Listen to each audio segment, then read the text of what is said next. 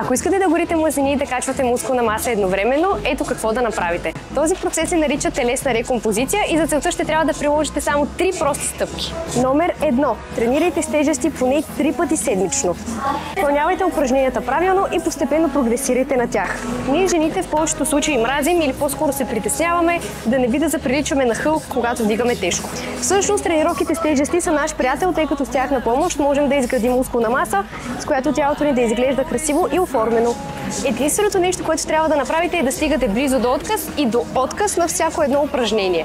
Също така се стремете постепенно да прогресирате. Номер 2. Яжте достатъчно протеин на всяко основно хранене. Приемайте около 2 грама на килограм телесно тегло. Например, ако тежите 60 кг, приемайте 120 грама протеин. А ако тежите повече килограми, може да приемате по 1,6 грама на килограм телесно тегло. Приемайте главно минимално преработени храни. Чудесни източници на протеин са месо, риба, яйца, млечни продукти като извара, скир, котич сирене и протеин на прах. Аз лично бих се придържала към първите 3 източника на протеин през повечето време. Стремете се да включвате тези продукти на ежедневна база, като ви съветвам да не готвите с мазнина и да не ги пържите.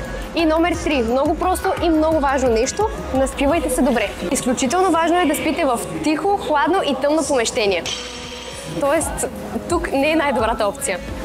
Така вече е по-добре. Осигурете си 7-8 часа сън всяка нощ.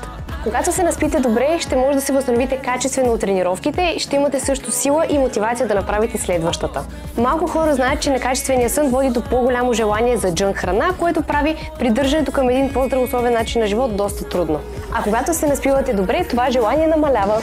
Запомнете, най-важното нещо е да бъдете постоянни. Ако някой път се не може да пропуснете тренировка, не е фатално. Просто отидете следващия път. Ако днес не сте се хранили по план, окей, утре е вашия ден да се подобрите.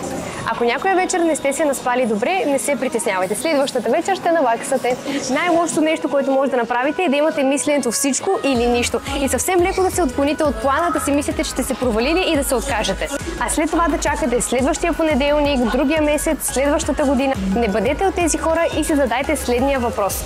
Какво би направило бъдещото ми аз, в което искам да се превърна? Ако видеото ви беше поне малко полезно, ще сме ви много благодарни да ни последвате, за да продължим да качваме още подобно съдържание за вас. Ако имате нужда от професионална помощ, може да посетите нашия сайт и да видите част от резултатите на дамите, с които сме работили. Там също така може да видите нашия модел на работа и ако ви допаднем като треньори, да се свържете с нас по една от посочените платформи. Благодарим и до скоро!